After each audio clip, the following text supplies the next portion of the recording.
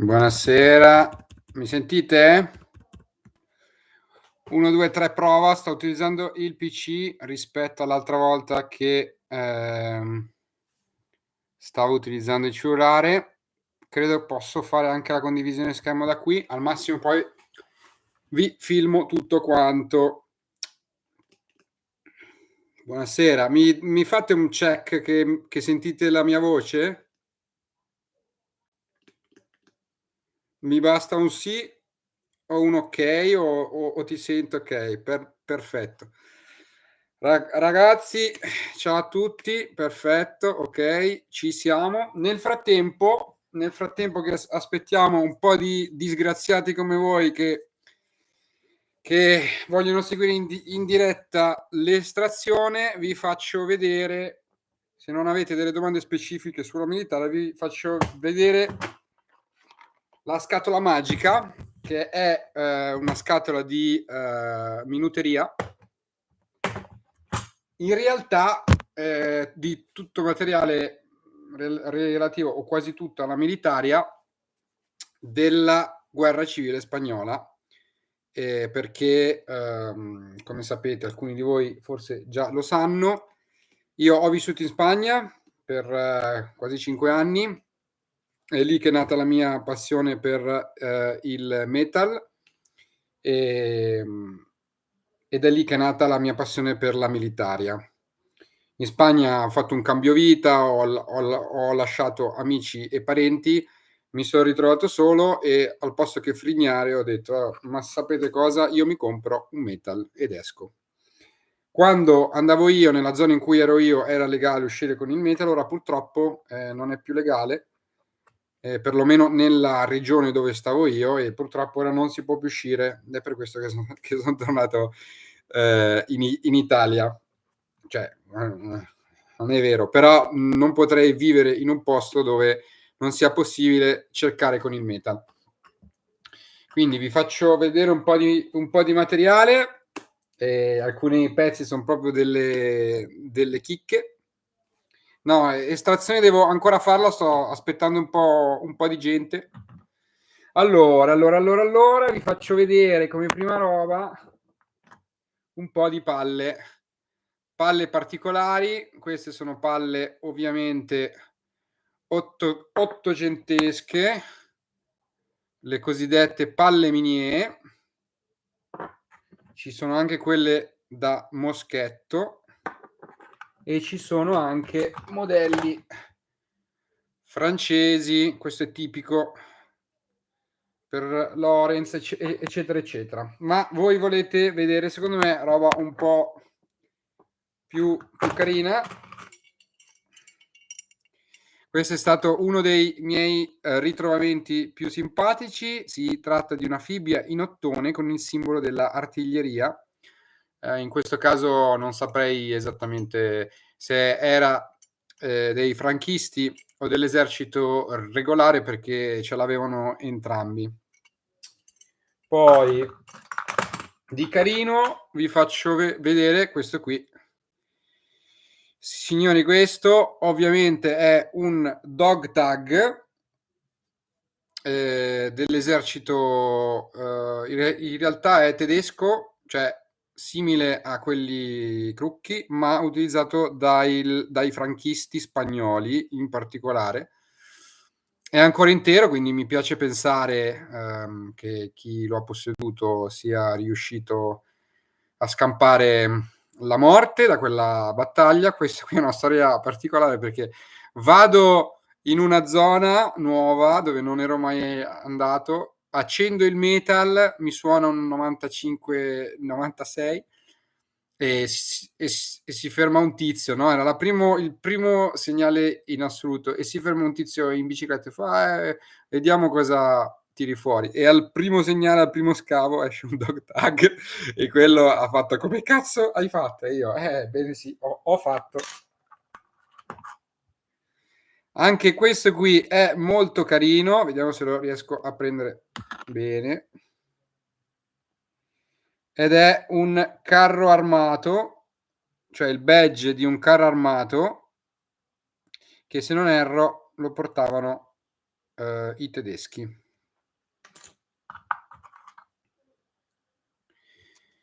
Anche questo qui è un badge che rappresenta una Hotchkiss, una mitragliatrice, americana, e lo portavano coloro che appunto avevano, studiato, avevano fatto pratica per l'uso di quest'arma.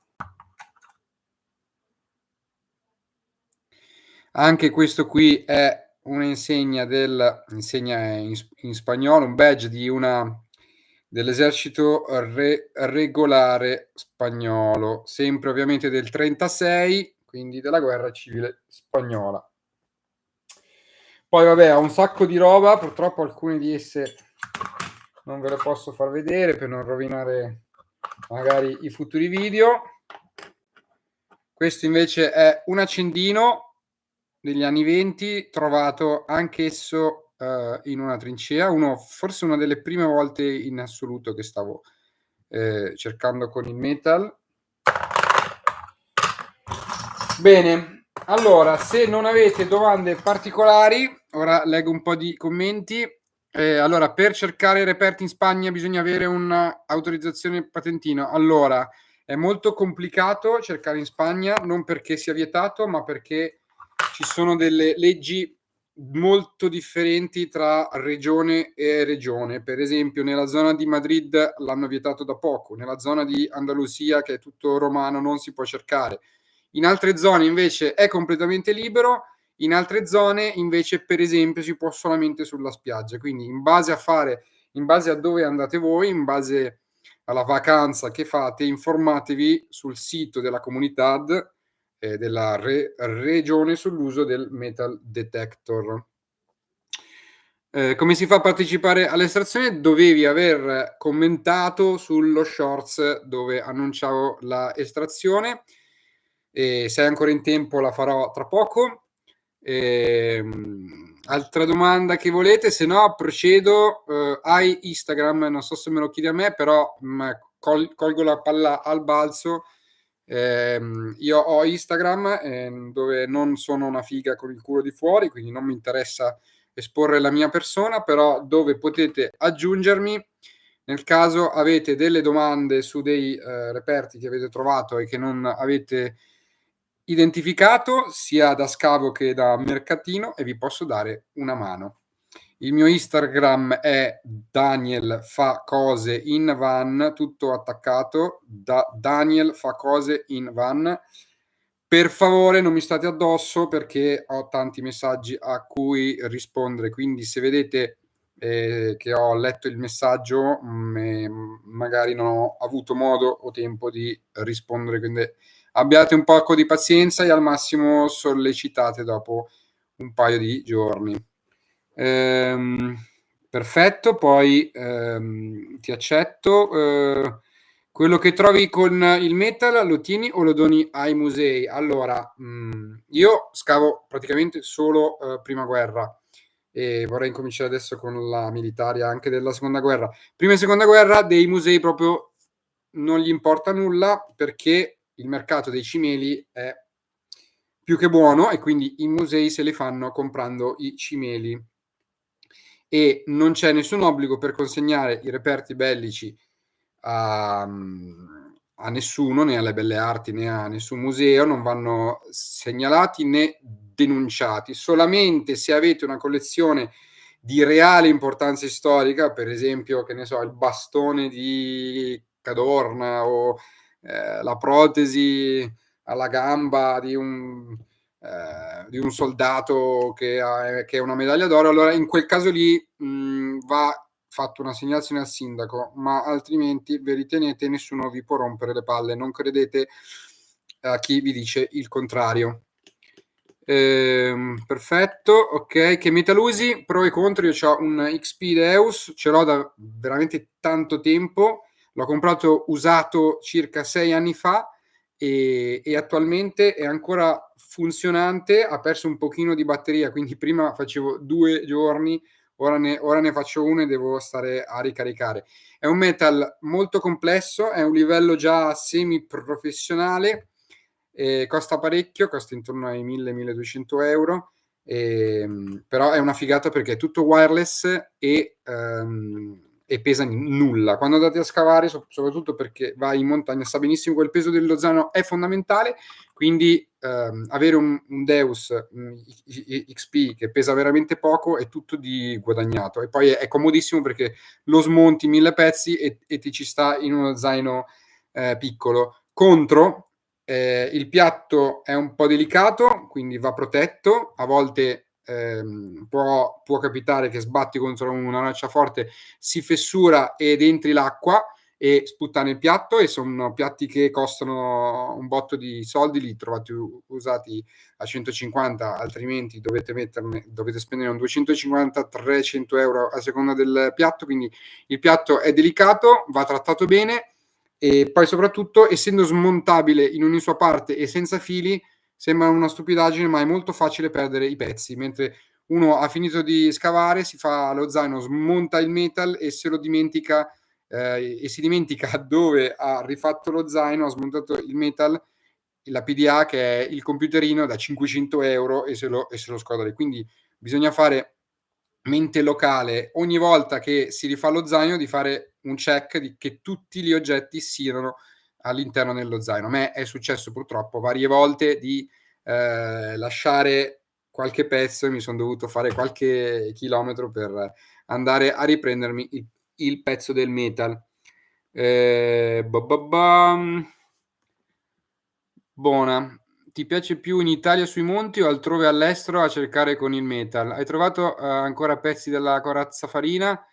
Allora, farina purtroppo non ho trovato assolutamente nulla, ma la corazza farina, se la vuoi trovare, non è facile, devi informarti molto, devi andare nelle zone dove ci sono stati gli assalti con il battaglione della morte. Quindi è vero che può capitare che la trovi perché sei capitato nel punto in cui c'è stato l'assalto o c'erano le truppe. È anche vero che per cercarla devi andare proprio in quei posti, e non sono tantissimi, devi sapere dove andare, insomma. Quindi non ho mai trovato nulla, ma io c'ho abbastanza culo, lo devo ammettere, quindi prima o poi troverò un farina, il metto. E ti piace più in Italia sui monti o altrove? Allora, una bella domanda. In Italia è forse uno dei posti migliori al mondo a livello di paesaggi per cercare. A livello di reperti no, ci sono dei fronti molto più interessanti dove purtroppo non si può cercare con il metal, come per esempio il fronte francese, che vale la pena anche farvi una vacanzina di una settimana nei pressi di Verdun e cercare a vista, perché vi giuro che ci sono i fucili e le bombe che riaffiorano dal suolo a vista, quindi non c'è bisogno di portarsi il metal. Se portate il metal sono cazzi vostri, perché ve se inculano con la sabbia, anche se lo portate nella macchina. Quindi mi raccomando, se andate senza metal, non forse poi o tiro fuori, no, per non avere a tentazione andate senza metal. E poi i reperti non si potrebbero asportare in realtà. Se trovate un bossolo, roba che non è di grande valore, anche se ve lo portate via, non succede nulla. E perché tanto, ripeto, loro quello che considerano di interesse storico non è tutto, magari il metto, lo scudo, eccetera eccetera. Poi ci sono dei fronti alternativi, e sto progettando dei viaggi veramente assurdi su fronti che nessuno ha mai battuto, dove c'è materiale. Ho dei contatti per esempio in Romania. Pochi sanno che i nostri soldati sono andati a combattere anche in Romania, nel casino dei Balcani, che la guerra è durata poco, ma c'è stata. E soprattutto i rumeni non cercano con il metal, cercano molto poco, perché non c'è il collezionismo che c'è qua. Quindi mi hanno inviato foto di robe che non vi posso dire, ma che ti viene la voglia veramente di prendere il camper e partire subito. Quindi questa primavera / estate farò un viaggio in Romania, sul fronte rumeno, e poi sicuramente in Polonia, perché in Polonia vi ricordo che c'è stato tutto l'altro fronte che noi non siamo abituati a neanche a pensarci. Cioè, chi di noi conosce la storia del fronte tra i russi e i tedeschi? Nessuno sa nulla, eppure c'è stata guerra con i soliti russi che mandavano ondate e ondate di uomini a crepare. E quindi deve esserci veramente tanta roba. Purtroppo parte è in Ucraina, e direi che lì non ci possiamo andare, altra parte è in Polonia. e vorrei andare a cercare in Polonia. So che si può fare, si può andare con il metal, ci sono solo le solite robe, che non devi spostare bombe, roba storica, devi chiamare la polizia, eccetera, eccetera, eccetera. Quindi prossimi viaggi, Balcani e Polonia, sul fronte orientale. Buona, dai, se non avete più domande, io direi di procedere all'estrazione, che vedo che volete andare a giocare. Allora, minchia, ci sono un sacco di me. Hanno sequestrato delle monete del 1700 trovate con il metal, esposte poi nel loro museo. Esattamente, le monete che hanno un'età superiore ai 100 anni non si possono detenere. Poi, se avete delle croste, ci sono tante monete dal valore minimo che non valgono una cippa di minchia né a livello economico né a livello collezionistico. Uno dice: ma perché mi portano via questa roba? Perché arriva il carabiniere che che non ha la logica e dice moneta antica, quindi è un reperto, quindi te lo tolgo e ti denuncio, no? Quindi evitate di portare via le monete antiche, anche le croste. La legge dice che se trovate un reperto dovete per assurdo rimetterlo nella buca dove lo avete trovato, tapparlo, andare al museo o alle belle arti e tramite le coordinate GPS inviare la posizione. Ovviamente nessuno andrà mai a recuperarla e andrà a marcire. Queste sono le leggi. Purtroppo non siamo in Inghilterra, dove i detettoristi sono protetti, stimati, perché trovano i tesori, li portano al museo, vengono catalogati, se è interessante glieli comprano cash, se non gli interessa gli fanno una foto e danno un titolo di possesso a chi l'ha trovata, che se la può tenere in casa. Il mio bisnonno era un fanto in Russia, ma diventò un minuto ignoto, nessuno sa che fine abbia fatto quel poveretto. E suppongo tu parli della seconda guerra, e lì è stata veramente una strage per noi italiani, che non eravamo molto preparati, ma è stata anche una pagina di grande onore delle nostre truppe, dei nostri soldati, che purtroppo viene spesso dimenticata. Posso chiederti come mai certe volte la tiene? Allora, la band, ragazzi, è una questione di comodità puramente a volte estetica e pratica. Io non ho l'occhio, sotto c'ho una protesi, perché nell'incidente di cui parlerò e vi racconterò un po' bene tutto quanto in un video quando me la sentirò, ho perso anche l'occhio, quindi non ho l'occhio, anche se nei video sembra che ce l'ho, ma è una protesi. Quindi a volte tengo la protesi, a volte tengo l'occhio, in base a come mi girano. Onestamente mi hanno detto che sto bene con la protesi, quindi, cioè, con la benda, quindi spesso mi metto la benda e poi oggettivamente è molto più figo. Ecco, per la cresima o il battesimo di tua nipote evito di mettermi la benda e vado in giro con una protesi. Poi, se sono reperti V1, allora, non sono 50 anni, ma sono 100 anni, ma non è un discorso numerico, è un discorso di interesse storico. Per esempio, tutta la VV1, tutta la VV2 e anche le guerre di metà 800, ma anche di inizio 800, non è un reperto di interesse storico. Ok? Quindi non è 100 anni per forza, perché a volte non si riesce a datare l'oggetto.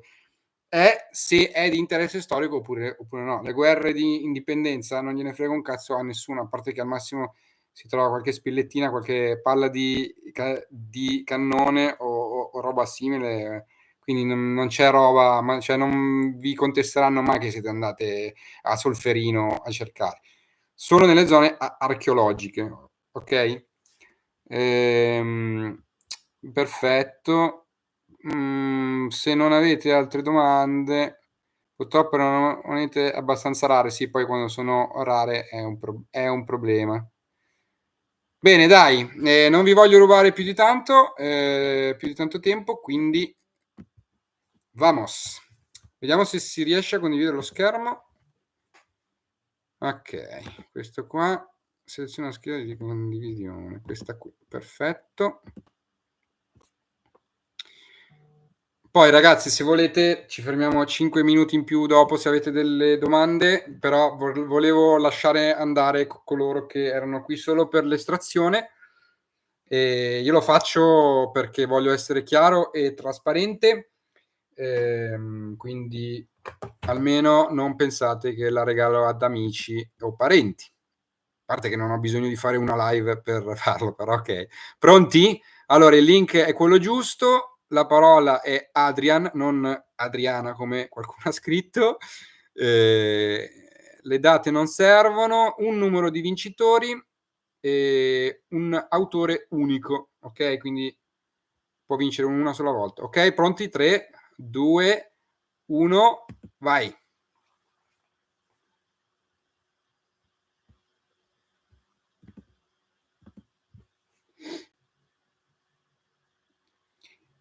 Eccolo qua, abbiamo O3HXC che ha espresso il suo desiderio di partecipare e ha vinto. Queste 2 dita incrociate gli han portato fortuna, quindi complimenti, hai vinto. Ora faccio la foto per fare il post.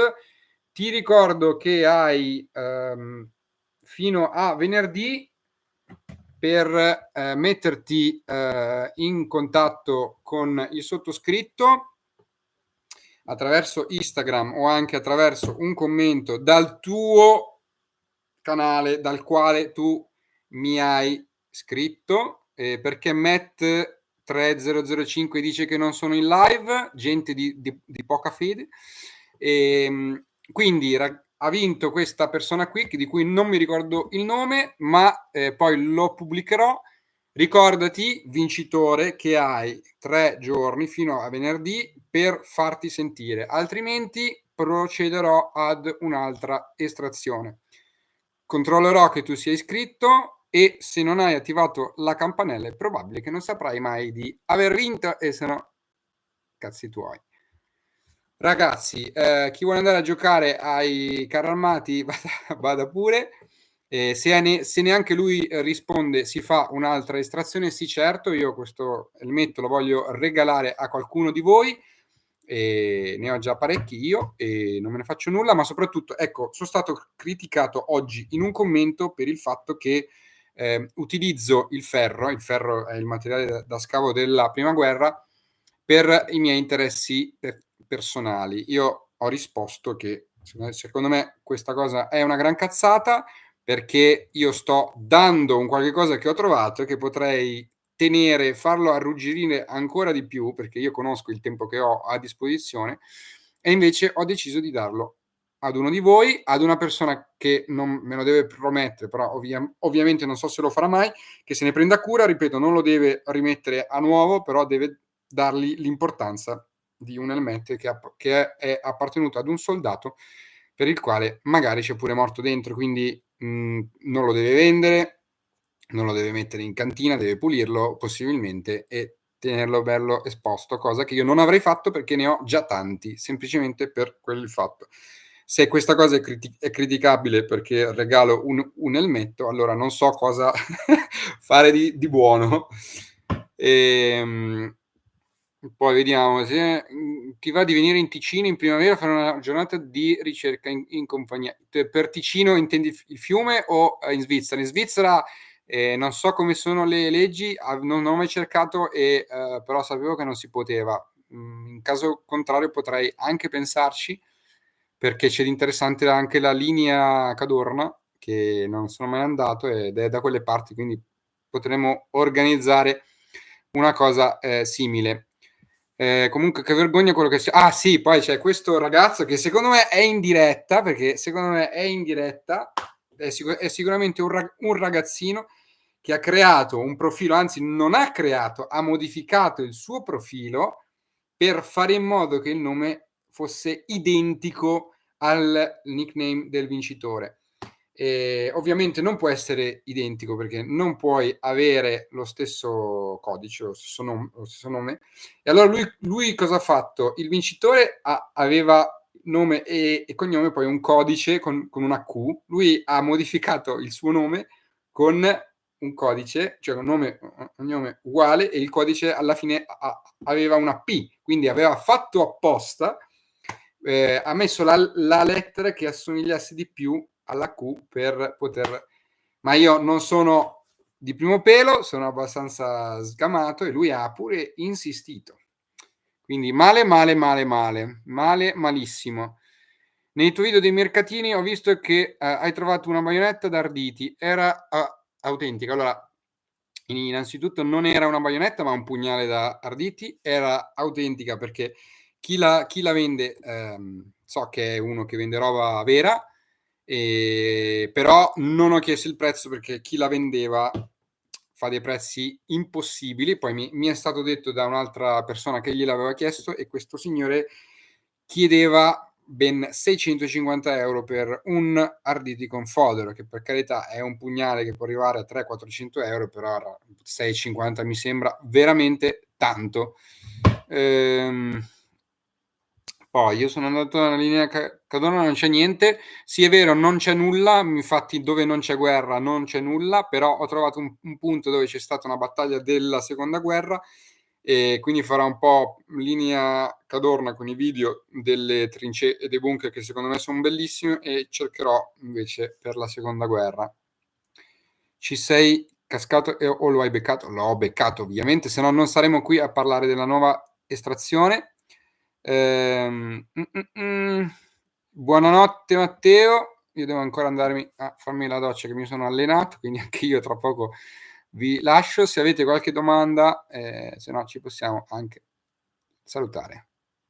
Vediamo. Gli è capitato lo shot, c'è scritto soltanto per. Sì, purtroppo c'è tanta gente che partecipa con l'idea di vincere per poi venderlo. Sono pochi quelli che veramente hanno una passione per la storia. Infatti spero e prego che vada anche un ragazzo giovane che se ne sappia prendere cura. Persone che scrivono ma poi non si ricordano più, sì, è esattamente quello che è successo allo scorso vincitore ed è per questo che è importante attivare la campanella. Io purtroppo faccio sempre uno short al giorno, quindi avrete la mia notifica tutti i giorni, però basta non guardare il video se non ci avete voglia. Bene, sei mai stato a Cassino? Non ho mai cercato in tutta la mia vita in zona seconda guerra, sono stato una volta sola in una zona condivisa tra prima e seconda guerra e ho trovato veramente tanta roba della seconda guerra senza volerlo, però vorrei ampliare le mie conoscenze anche per quanto riguarda la WW2 ed in un futuro sicuramente andrò a cercare Appennini italiani. Cassino è un po' in fondo, però magari nella zona del Piacentino, La Spezia e queste parti qua. Cassino so che hanno trovato tanto, che hanno cercato tanto, ma anche che continua a uscire roba. Poi ricordatevi sempre che la seconda guerra è molto più pericolosa per la presenza di mine, quindi di ordigni a contatto diretto e c'è molta più bachelite e c'è molto più alluminio, quindi sono tutti materiali che conservano molto meglio gli esplosivi e le sporette, quindi è molto più pericoloso, quindi fate attenzione. Sei mai stato vicino a Tivoli? No, anche perché lì se vai a Tivoli cosa cerchi se non romani? Poi magari mi sto sbagliando e romano non si può cercare. Piacere Moreno, anche a te. Vivo a Vicenza, è sempre un piacere visitare. Sì, per chi vive a Vicenza, infatti sto pensando di andare a vivere da quelle parti perché chi vive a Vicenza ha a disposizione un arco alpino esagerato dal Carso all'Alto Garda, è tutto a portata di 2 ore di macchina, è il luogo perfetto dove vivere per chi ama la guerra, la prima, cioè la guerra, i reperti.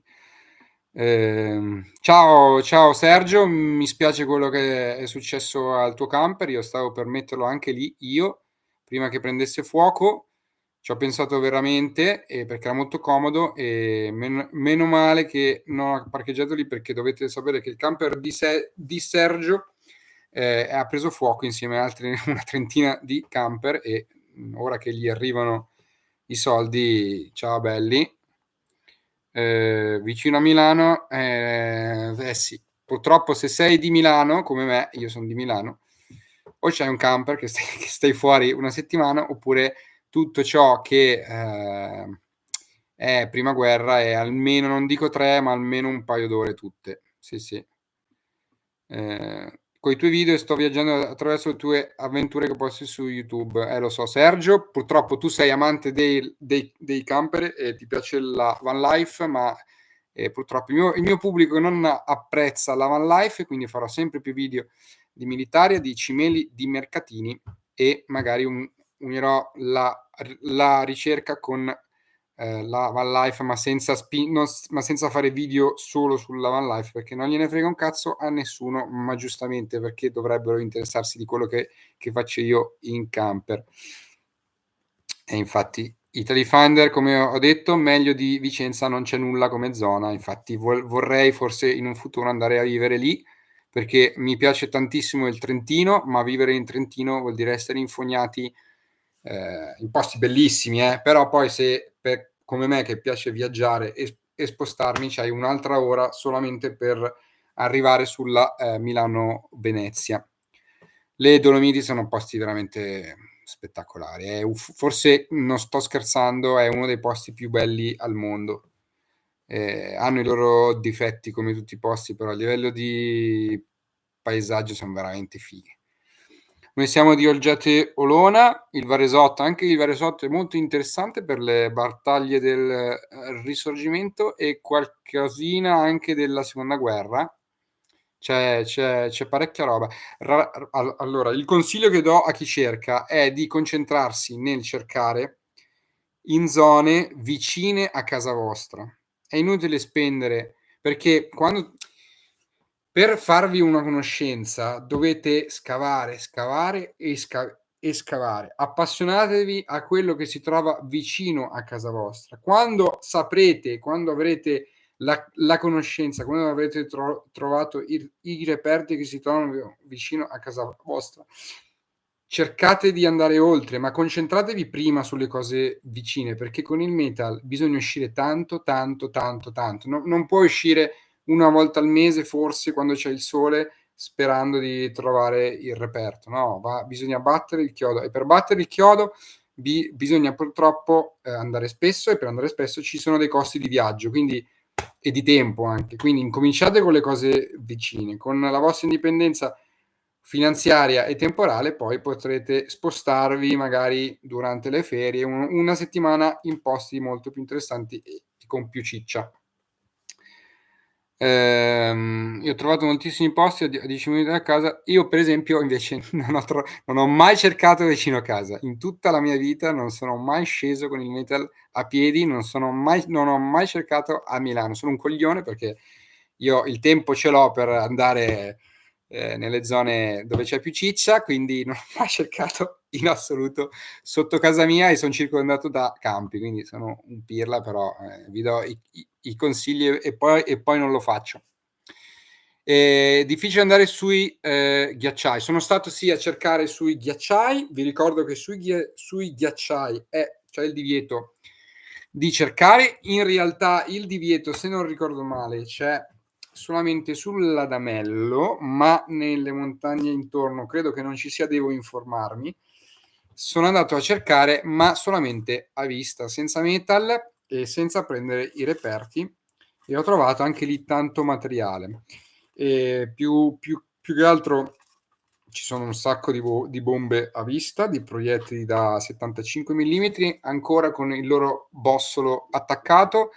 Ho trovato tappi di legno delle borracce. Ecco, la gente va in montagna, nel ghiacciaio, non tanto per trovare la quantità, ma per trovare la qualità, perché ve lo giuro, il ghiaccio dopo più di 100 anni conserva i reperti come se fossero stati abbandonati ieri. È una cosa pazzesca. Si possono trovare le borracce di legno, guglielminetti intere. Ora purtroppo la roba a vista non ce n'è tanta nei sentieri, bisogna spostarsi molto, farsi un mazzo tanto. Per andare in quota ci vogliono dalle 4 alle 5 ore di piedi, e poi per dormire su ci vogliono un 60 euro per il rifugio. Quindi Economicamente parlando non ne vale la pena, storicamente parlando ne vale veramente la pena. Economicamente vi ricordo che non si può portare a casa nulla, quindi se trovate un elmetto sarebbe bellissimo e varrebbe un sacco di soldi, ma purtroppo non si può portare a casa. Io vi dico le cose come stanno e so che girano con gli elicotteri, hanno incominciato a girare con gli elicotteri anche in Veneto, dove vi ricordo che per esempio sull'altopiano di Asiago ci vuole il patentino, e addirittura mi hanno raccontato di storie di un mio iscritto che ci ho parlato di persona, di questo elicottero che gira, si ferma nel posto dove si può fermare e dove esce il poliziotto e vi chiede il patentino e soprattutto vi controlla cosa avete nello zaino.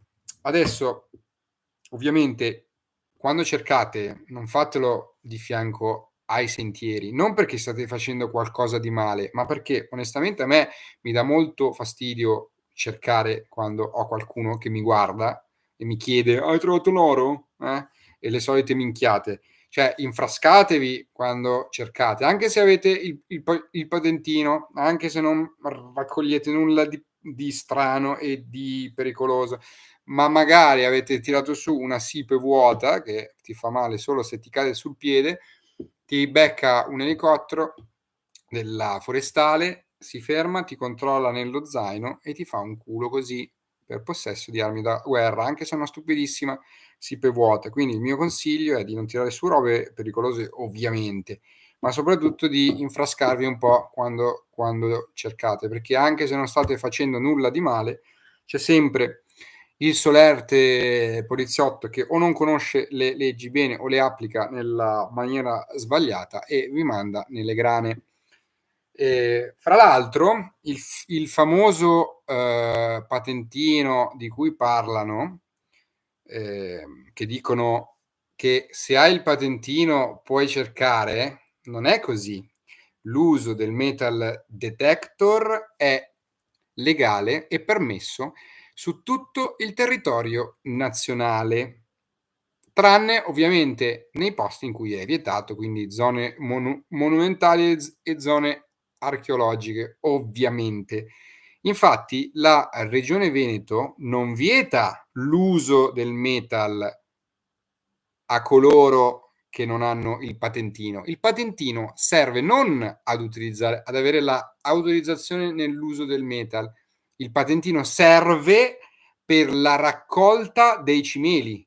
Quindi attenzione, che sia a vista, che sia con il metal, per prendere fisicamente da terra un cimelio in Veneto è necessario il patentino. Attenzione, è una distinzione fondamentale da conoscere, perché se il solerte poliziotto che scende dall'elicottero vi ferma e nello zaino non vi trova nulla perché non avete trovato nulla o perché appena avete acceso il metal, non vi può fare nessunissima multa perché l'uso del metal è libero su tutto il territorio nazionale.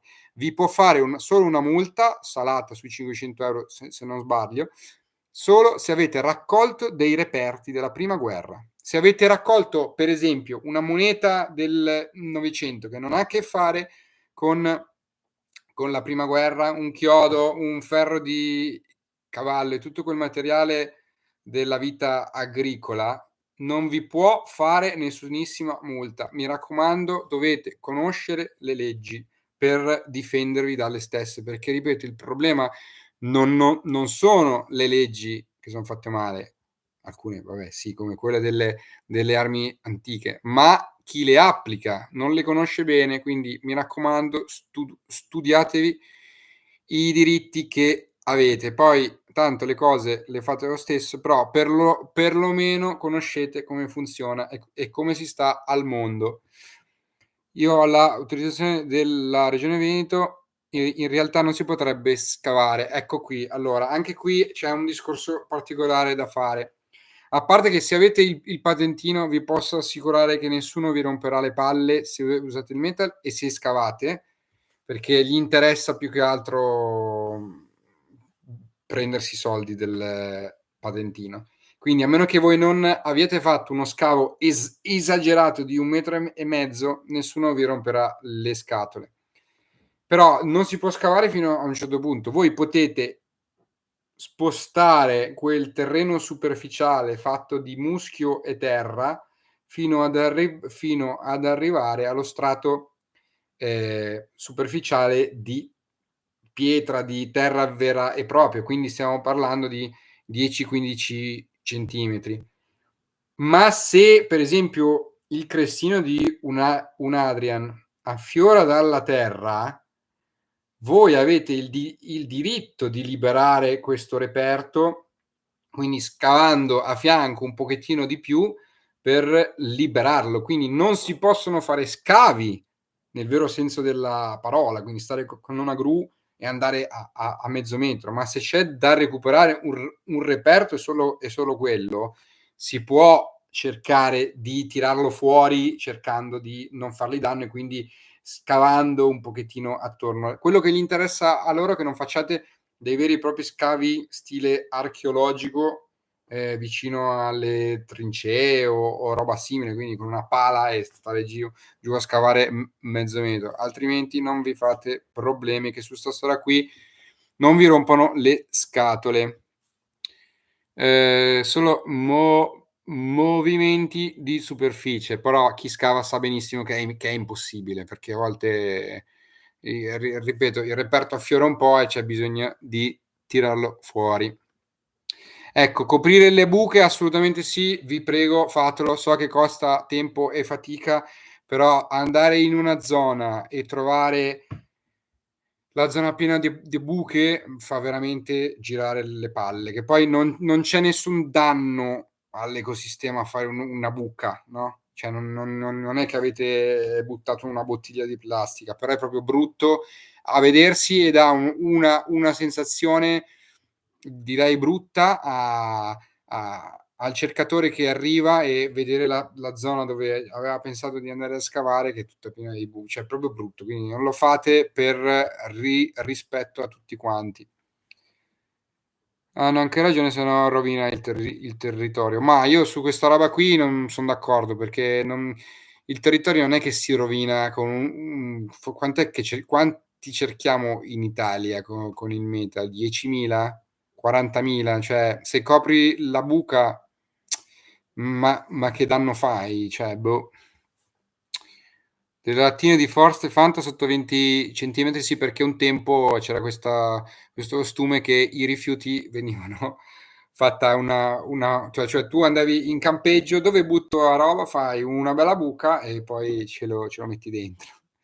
Allora, io ho paura che trovo una bomba inesplosa e gli tiro una picconata e esplode. Allora, state tranquilli perché se vedete tutti gli incidenti che avvengono in Italia e all'estero non avvengono per una picconata. È veramente difficile, le probabilità di beccare esattamente sulla spoletta la bomba, ma soprattutto la probabilità di beccare una bomba talmente pericolosa e instabile, perché non tutte le bombe son pericolose, vanno considerate tutte pericolose perché non si conoscono e non sai cosa c'è dentro, ma quelle che realmente son pericolose, cioè che basta uno spostamento e esplodono come si vede nei film, sono veramente poche e veramente rare, quindi non vi preoccupate che non salta in aria nessuno. Ovviamente quando scavate, se c'è il segnale che ve lo dà al centro, scavate sui lati e poi portatevi il pinpointer, non fate i barboni che non comprate il pinpointer che vi aiuta tantissimo e piuttosto con il pinpointer individuate dove è bene un oggetto e con le mani incominciate a togliere la terra.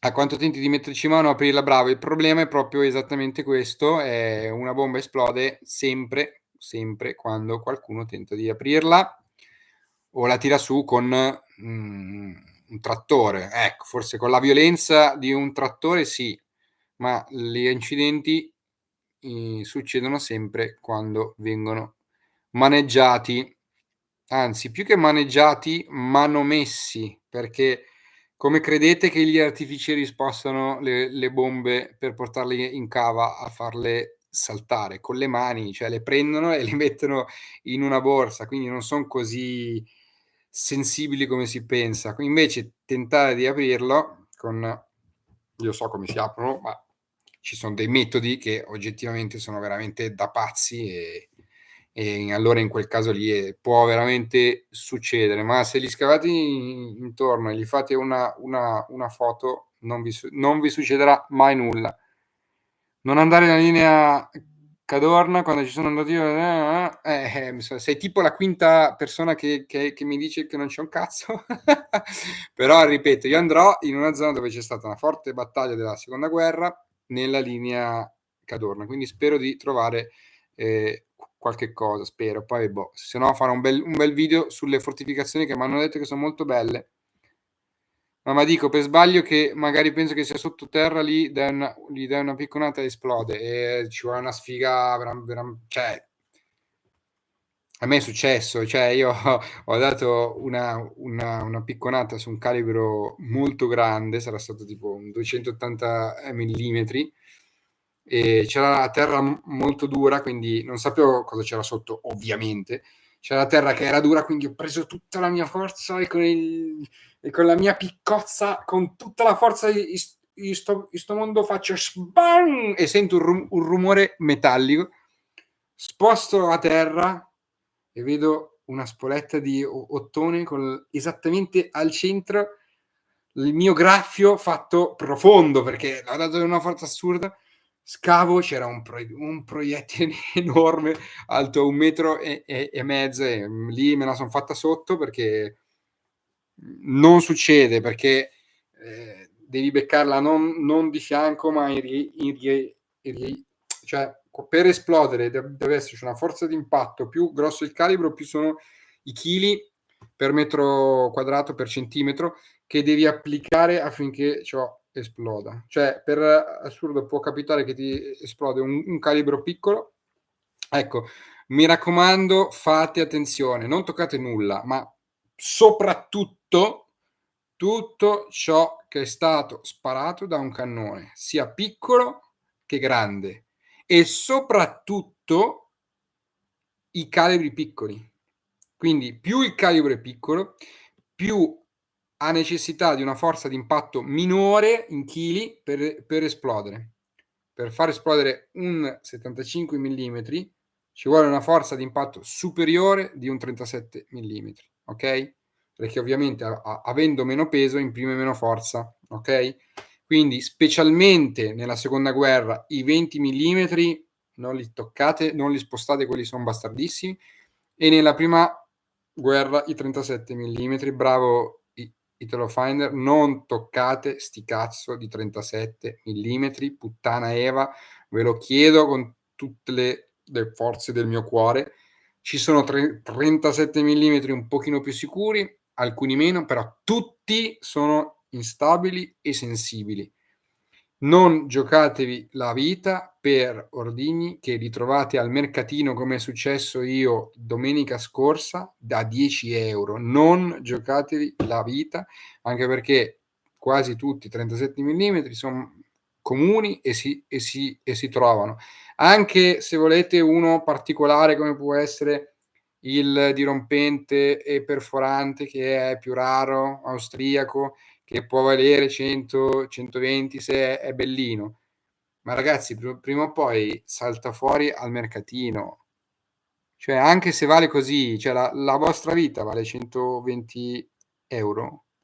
Cioè, è una domanda, secondo me, scontata. Io quello che ho visto è che tutto quello che trovo a scavo, prima o poi salta fuori al mercatino, sempre, in condizioni migliori e a pochi soldi. Quindi non rischiatevi la vita su delle robe che valgono veramente poco. Ecco, io a me piacciono gli ordigni, come voi avete potuto immaginare. Io mi limito a fare delle belle foto, dei bei video e basta, fine. Cioè, è più bello il ricordo di averlo trovato che di esserselo portato a casa. Sì, i tubi di gelatina è un altro problema grosso come una casa del mondo della prima guerra. Generalmente si inertizzano da soli perché con il calore, con il tempo, il tappo di legno marcisce e il calore lo fa sciogliere e lo fa uscire fuori. Però ecco, i tubi di gelatina sono molto instabili e quelli, non dico se spostati, però con una buona mazzata potrebbe esplodere. Io vi consiglio di farvi una cultura anche degli esplosivi, perché un conto è la polvere nera, un conto è la gelatina. Se vedete un tubo o anche una scatoletta che ha un'apparenza che è gelatinosa, quindi bianca, non come la TNT che è dura come la pietra, ma bianca come una gelatina, lasciate tutto, non lo toccate nemmeno. Se vedete, ricordatevi sempre, le cose pericolose sono di colore giallo, di colore verde e di colore bianco molle, ok? Se trovate dei tubetti o delle bombe semi-esplose già aperte, dove si intravede il colore giallo, il colore verde e la roba molle, ragazzi, fateli ciao ciao e vi allontanate, poi fate a segnalazione, fate quello che volete, ma non toccateli. Ok? Ehm, sì, la storia di chi stava segando il tubo, che non era un tubo, ma era, praticamente una torpedine bettica e l'ha tagliata con il flessibile lì.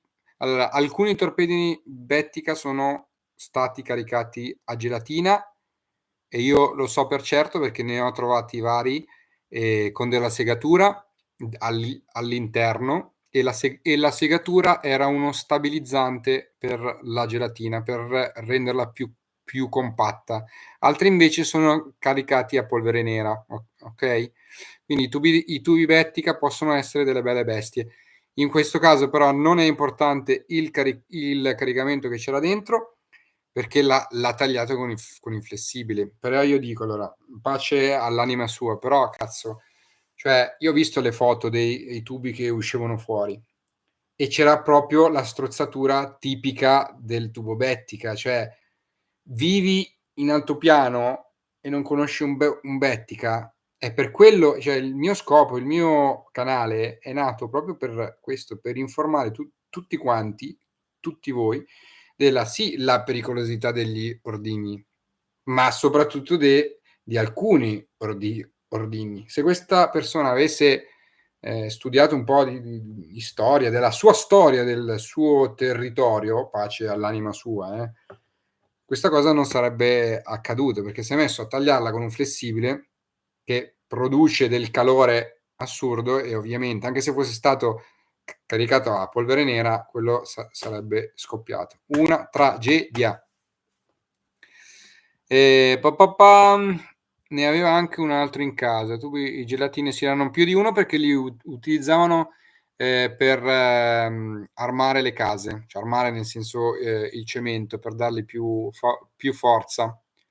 Le torpedine Bettica, ti correggo, hanno il tappo in legno, Silas, io lo so per certo. Tutte le torpedini Bettica nella parte superiore, quella più lunga, hanno il tappo in legno. Nella parte inferiore non hanno il tappo in legno perché deve fare la sfiammata della carica di lancio.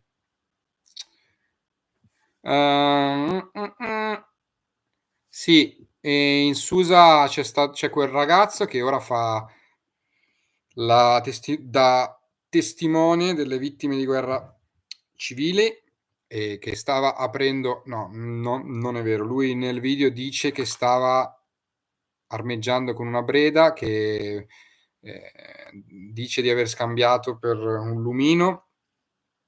Non lo so, non voglio dire che non sia così, però non mi stupirei se, stesse tentando di aprirla. Ovviamente non lo può dire, perché a cosa cambia, però cazzo, allora è vero che la Breda non sembra assolutamente una bomba a mano, però il minimo dubbio che ci sia una linguetta da togliere, cioè A lui gli è andata molto male perché ha perso entrambi gli occhi per via le Breda, le SRCM, Breda, SRCM, Oto sono delle figlie di puttana e son veramente bastardissime. Cioè veramente non le sfiorate minimamente perché son fatte di alluminio e l'alluminio conserva molto bene gli esplosivi e tutti le molle e i meccanismi di impatto. Quindi mi raccomando, seconda guerra, i Diavoli Rossi, Breda, Oto e SRCM. Tucanò, chiaro? No, lui nella storia dice che stava raccogliendo le patate, quindi non è stato un detectorista a i Brixia pure. Brixia onestamente non li conosco bene, li ho trovati anche in Spagna e non so se sono realmente pericolosi oppure no. C'è da dire che i Brixia spesso gli marcisce la coda e l'esplosivo esce fuori da solo, quindi anche perché aprire un Brixia sarebbe una follia perché tanto alluminio non si stacca dal ferro.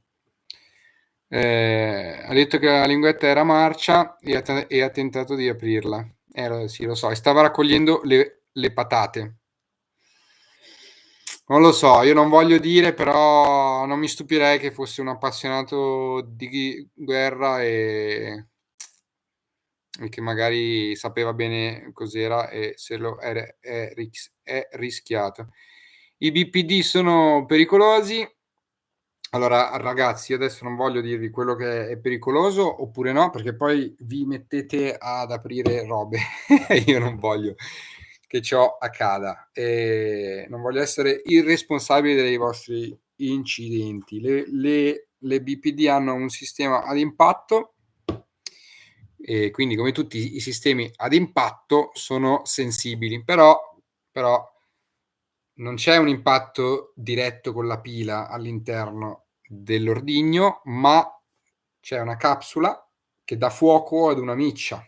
Quindi quella miccia 9 su 10 è marcia, ok? Però io ripeto, non aprite nulla, non fate un cazzo, per carità di Dio.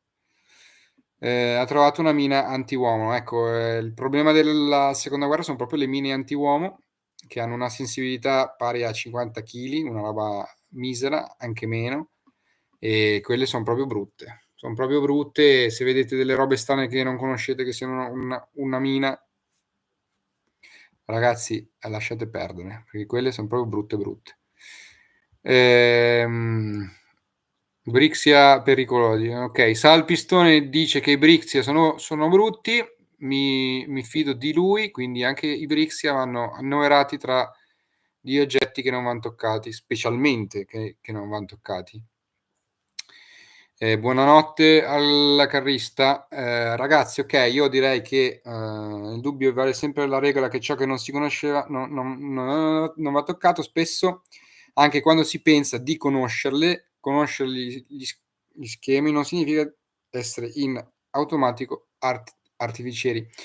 Il problema delle bombe, signori, non è tanto il meccanismo che hanno, perché effettivamente è vero, alcune son più sicure di altre. Il problema è che nella guerra sono stati utilizzati dei modelli prototipali che non si conoscono e dei modelli che ne son stati utilizzati milioni di esemplari, come per esempio può essere la SIPE, che ne han prodotti 4.000.000. Voi credete che in quei 4.000.000 hanno utilizzato sempre lo stesso tipo di esplosivo che è abbastanza stabile nelle SIPI? No. C'è una io ho trovato una lettera, poi bisogna vedere se è vera perché io l'ho trovato su un sito internet, quindi di una testimonianza di un soldato che parlava di SIPE caricate a gelatina e che i soldati dovevano mettersi nel tascapane le sipe per scaldarle con il calore del proprio corpo, perché la gelatina con il freddo si indurisce e i suoi legami chimici vengono spezzati più facilmente, e che quindi questo soldato raccontava delle esplosioni che ci sono state a soldati perché la SIP era troppo fredda e al piccolo urto esplodeva. Allora, io non so se è una leggenda oppure se è verità. Potrebbe essere che è verità. Io ci credo poco perché la gelatina non si cola, ma viene messa tramite delle pasticche di forma cilindrica e il foro della SIP è molto piccolo, quindi non so come abbiano messo della gelatina, ma potrebbe essere che l'hanno scaldata e colata dentro, anche se non si fa così, perché si carica, cioè, secondo me no. Però potrebbe essere, e anche una semplice SIP che è molto sicura, che la svuota tutto il mondo, sappiate che esiste, può essere che esiste anche questa roba qui. Ma poi cazzo, una SIP vale 2 euro al mercatino, dai, su, non prendiamoci in giro. Della SIP, se non erro, sul grappa sono state utilizzate alcune varianti gallina caricate a gelatina, ma si parla di pochissimi esemplari. Minchia, speriamo di no, perché la variante gallina fa gola a tutti. Quindi sfido un collezionista di questi tipi di cose non toccare una gallina. Speriamo proprio di no. I 42 mm senza spoletta su un ghiaione ne ho trovati 4. Allora, ovviamente, ripeto, devi considerare tutto quanto pericoloso. I 47 mm senza spoletta dipende, se il 47 mm intendi quello caricato dal basso dal culo, se è palesemente vuoto è un pezzo di ferro. Se invece c'è ancora la carica interna, non toccatelo, perché anche se non ha la spoletta, la carica interna potrebbe essere instabile. Ok? In Spagna so di questo vigile che per passione anche lui andava a militaria della guerra civile, ovviamente. Dovete sapere che nella guerra civile spagnola hanno utilizzato un po' di materiale che era già pronto per la futura seconda guerra e del materiale invece molto vecchio della prima guerra. In particolare hanno utilizzato i Minenwerfer, non Minenwerfer perché poi mi correggete, Minenwerfer, i piccioni, no? Quelle che vengono chiamati i piccioni, quelli con le 4 alette e sopra invece una coda e poi il corpo con la fragmentazione esteriore. Bene, lui questo vigile nella sua soffitta aveva smontato la coda, aveva aperto il pezzo, con un cacciavite stava togliendo esplosivo dall'interno ed era caricato con un esplosivo particolarmente instabile, in Spagna si chiama picrite o qualcosa del genere, non so come si chiama in Italia, che è tipo la punta di un fiammifero che se lo sfreghi piglia fuoco, in questo caso esplode, e lui l'aveva già svuotata a metà e con il cacciavite, cercando di togliere gli ultimi pezzi, è esplosa e ha perso 2 dita, quindi anche con un poca carica, perché sennò avrebbe perso la vita. Ciao Iona. Il tritolo è giallo, no, il tritolo è bianco e si ingiallisce con il tempo, però se è chiuso dentro dovrebbe essere bianco. Bene ragazzi, la conversazione sta prendendo una brutta piega. Io direi che sono le 22:05, ce ne andiamo tutti quanti a dormire. Ciao Mattia, ragazzi, ci vediamo. Mi raccomando, il vincitore si faccia vivo. Uscirà venerdì, questo alle 5, l'ultimo video sul ritrovamento, che vado a recuperare quell'elmetto che avevo trovato dallo scorso video. Ci saranno delle sorprese, quindi non ve lo perdete. E poi niente, noi ci vediamo alla prossima. Aggiungetemi su Instagram se avete bisogno di informazioni. Vi voglio bene, viva la patria!